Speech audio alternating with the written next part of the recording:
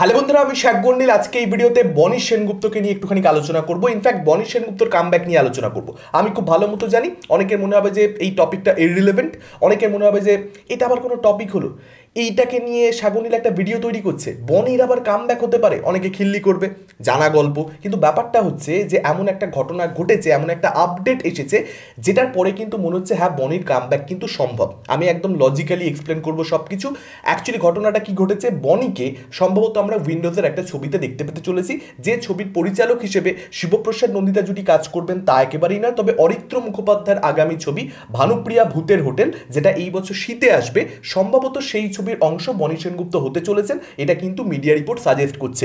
ভানুপ্রিয়া ভূতের হোটেলেই যে তিনি কাজ করবেন সেটার ব্যাপারে আপডেট নেই, তবে শীতের ছবি বলা হচ্ছে এই বছরে 2025 সালে। এবার এই বছর শীতে 2025 সালে কোন ছবি আসছে উইন্ডোজের? ভানুপ্রিয়া ভূতের হোটেল। 2 2 4 করলে ইকুয়েশনটা খুব একটা জটিল নয়, একেবারে সিম্পল। এবার বনিকে কতটা গুরুত্বপূর্ণ ক্যারেক্টার দেয়া হবে এবং এই ছবিতে সেখানে তার ভূমিকা কতটা প্রয়োজনীয়, কতটা গুরুত্বপূর্ণ, এই সব কিছুর উপরে ডিপেন্ড করবে যে এই ছবিটা বক্স অফিসে সফল হলে আমরা সেটাকে বনির কামব্যাক বলতে পারবো কিনা। এগুলো ডিবেটেবল ব্যাপার। যেমন ধরুন ও মাই গড 2, সেখানে অক্ষয় কুমারের স্ক্রিন অন টাইম এত কম যে সফলতা পাওয়া সত্ত্বেও অক্ষয় কুমারের কামব্যাক হিসেবে সেটাকে কিন্তু নিউট্রাল অডিয়েন্স, অক্ষয় কুমারের ফ্যানরা যাই বলুক না কেন, ফ্যানদের দিয়ে তো সব কিছু হয় না, ন্যারেটিভটা সেট হয় নিউট্রাল অডিয়েন্সের দ্বারা, কারণ নিউট্রাল অডিয়েন্সই শেষ কথাটা বলে, তারাই বেশি পরিমাণে থাকে সব ছবির ক্ষেত্রে, সব স্টারের ক্ষেত্রে। নিউট্রাল অডিয়েন্স কিন্তু বলেছিল এটা অক্ষয় কুমারের কামব্যাক নয়, যে কারণে অক্ষয় কুমারকে কিন্তু কামব্যাকের জন্য এখনো অপেক্ষা করতে হচ্ছে। কেসারি চ্যাপ্টার 2 হয়তো সেটা করে দেবে, আলাদা একটা বিষয় সেটা। কিন্তু বনির কামব্যাক তখনই হবে যখন বনি একটা গুরুত্বপূর্ণ ক্যারেক্টার পাবে এবং তার সঙ্গে সঙ্গে ছবিটা বক্স অফিসে সফল হবে। এবার সেটা হবে কি হবে না সময় বলবে। যেটা ডিবেটের জায়গা সেটা হচ্ছে প্রজাপতি 2 রয়েছে, দেবের একটা খুব গুরুত্বপূর্ণ ছবি, কাকাবাবু ফ্র্যাঞ্চাইজি ছবি, সেটাও ডিসেম্বরে আসবে এরকম একটা আপডেট ছিল। অন্যদিকে লহ গৌরাঙ্গের নামরে সৃজিত মুখোপাধ্যায় পরিচালিত ছবি, যে ছবির সঙ্গে এসভিএফ যুক্ত রয়েছে এবং সেই ছবির মধ্যে একটা দারুণ কাস্টিং রয়েছে, আপনারা সকলেই জানেন। তো সেই ছবিগুলোর ভিড়ে এই ছবিটাকে একটা বক্স অফিসে কালেকশন করতে হবে, তবে গিয়ে আমরা বনির কামব্যাক কিন্তু বলতে পারবো। আর ডেফিনেটলি ভানুপ্রিয়া ভূতের হোটেল সেই ছবির পরিচালক হিসেবে কাজ করছে না শিবু নন্দিতা জুটি, তবে তাছাড়াও অরিত্র মুখোপাধ্যায় পরিচালনায় এই ছবিটা আসবে। তিনিও কিন্তু বেশ কিছু সাকসেসফুল ছবি দিয়েছেন, বক্স অফিসে কিন্তু তার ছবি কালেকশন করেছে প্রিভিয়াসলি, সেই জিনিসটা আমরা কিন্তু দেখতে পেয়েছি। হ্যাঁ, তার ছবিতে যে ধরনের সেন্সিবিলিটি দেখতে পাওয়া যায় সেটা আমার খুব একটা পছন্দ হয় না, আমি ব্যক্তিগতভাবে সেটার ফ্যান নই, কিন্তু প্রচুর দর্শক রয়েছে যারা এনজয় করে। তো এটা একটা হরর কমেডি ঘরানার ছবি, হরর কমেডি কী ধরনের ব্যবসা ওয়েস্ট বেঙ্গল থেকে করে নিয়ে যেতে পেরেছে আমরা সেটা দেখতে পেয়েছি 2024 আগস্টে স্ত্রী 2। তো সেটা এখানে করতে চাইছে উইন্ডোজ। কে বলতে পারে যে একটা ম্যাজিক হয়ে গেল, বনির কামব্যাক হলো। উইন্ডোজের সঙ্গে কোলাবোরেশন মানেই সেই অভিনেতার কিন্তু একটা সুসময় ফিরেছে, একটু কেরিয়ারে ভালো কিছু হতে পারে, একটা ভালো দিক দেখতে পাওয়া যাচ্ছে, এই ধরনের কথাবার্তা কিন্তু স্টার্ট যে হবে সেটা অবভিয়াস। কারণ কৌশানীর কেরিয়ারটা আপনারা দেখুন, বহুরূপী থেকে তার কামব্যাক হলো, তার পরবর্তীতে কিল বিল, কাদের কুলের বউ, একটা হইচই স্টুডিওজের ছবি, সেখানে সে পার্ট, আবার রক্তবীজ 2 উইন্ডোজের সঙ্গে আবার কোলাবোরেশন। এবং শুধুমাত্র যে এখানে পারফরমেন্স প্রশংসিত হচ্ছে কৌশানী তা নয়, বক্স অফিসেও সাকসেসফুল হচ্ছে। কিল বিল বক্স অফিসে যথেষ্ট সাকসেসফুল, সুপারহিট হওয়ার দিকে এগোচ্ছে। আচ্ছা, বহুরূপী সে তো অল টাইম ব্লকবাস্টার, আপনারা সকলেই জানেন। কৌশানীর কেরিয়ার কিন্তু সুন্দর হয়ে গেল। 1 বছর আগে অবধি তাকে নিয়ে কিন্তু রীতিমতন খিল্লি হতো, কিন্তু কৌশানী কিন্তু পারফরমেন্স দিয়েও দেখিয়ে দিল। ভালো ভালো ডিরেক্টররা তাকে প্রপারলি ইউজ করতে পেরেছে, ভালো ক্যারেক্টার দিয়েছে। শিবুদা নন্দিতাদির যেরকম এখানে প্রশংসা করতে হবে কৌশানীর কামব্যাকে, যে কৌশানীকে স্পট করা যে হ্যাঁ একে দিয়ে ভালো অভিনয় হতে পারে, এই অভিনেত্রী ডেলিভার করতে পারবে, সেই বিশ্বাসটা রাখা। বহুরূপীর মতন একটা বড় ছবি, তাদের সেই সময় অবধি সবচেয়ে বড় বাজেটের ছবি প্রোডাকশন হাউসের উইন্ডোজের, এবং সেই ছবিটাতে একটা ইম্পর্টেন্ট ক্যারেক্টার দেওয়া, এটার যেমন প্রশংসা করতে হবে। অ্যাট দ্য সেম টাইম আপনারা যদি দেখেন বহুরূপীতে কিন্তু মুখ্য চরিত্রটা কৌশানীর নয়, মুখ্য চরিত্রটা, মুখ্য টাসেলটা কিন্তু শিবুদার ক্যারেক্টার এবং আবিরের ক্যারেক্টারের মধ্যে। কিন্তু কিলবিলে যদি আপনারা দেখেন সেমলি ইম্পর্টেন্ট ক্যারেক্টার কিন্তু আনন্দ করার সঙ্গে সঙ্গে কৌশানীর ক্যারেক্টারটা। এবং বিশেষ করে ছবিটা যেখানে গিয়ে শেষ হয়, হলে চলছে, আমি এখনও বলতে পারছি না, অনেকে হয়তো দেখেননি।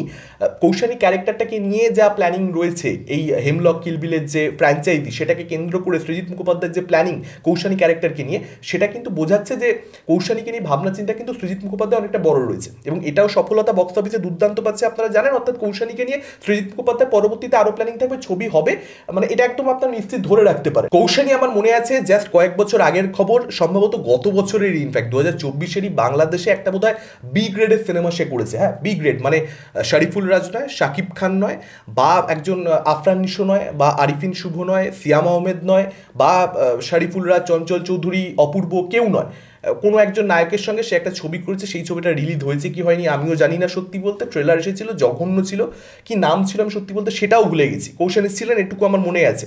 তার পরবর্তীতে কৌশানিক কেরিয়ার এরকম সুন্দর হয়ে গেছে কি করে?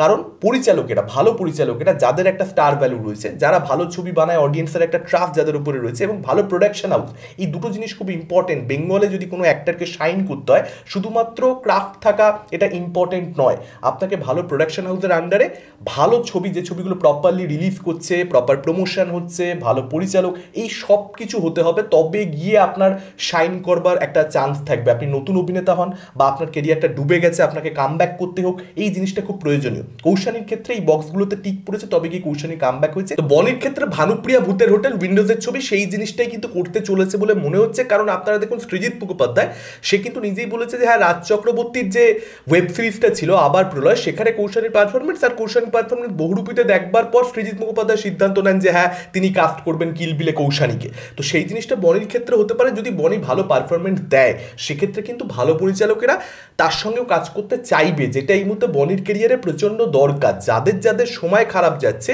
তার কারণ কিন্তু এটা একটা, আপনারা ভালো করে লক্ষ্য করে দেখুন, যাদের যাদের সময় খারাপ যাচ্ছে, ভালো পরিচালকদের সঙ্গে তারা কোলাবোরেট করতে পারছে না। এবং এখানে আমি অঙ্কুশের কথা বলবো। অঙ্কুশ দেখুন কৌশিক গাঙ্গুলির সঙ্গে অসুখ বিসুখ প্রবলি ছবিটার নাম, সেই ছবিতে কোলাবোরেট করতে চলেছেন। ছবিটার শুটিং অলরেডি ডান যদূর আমি জানি, এবং রক্তবীজ 2-তে তার একটা খুব ইম্পর্টেন্ট রোল থাকবে, সম্ভবত তিনি অ্যান্টাগনিস্ট ছবি, এরকমটাও আপডেট রয়েছে অলরেডি। এবং রক্তবীজ ছবিটা, সেখানে অঙ্কুশের যা প্রেজেন্স ছিল, তাতে করে মনে হচ্ছিল যে পার্ট 2-তে তিনিই অ্যান্টাগনিস্ট, মূল অ্যান্টাগনিস্ট তিনিই হবেন। তো সব কিছু মিলিয়ে অঙ্কুশেরও কিন্তু একটা কামব্যাকের দিক দেখতে পাওয়া যাচ্ছে, এবং সেটা উইন্ডোজের হাত ধরেই হচ্ছে, বা এগেন সেই ভালো পরিচালকদের হাত ধরেই হচ্ছে, ভালো প্রোডাকশন হাউসের হাত ধরেই হচ্ছে।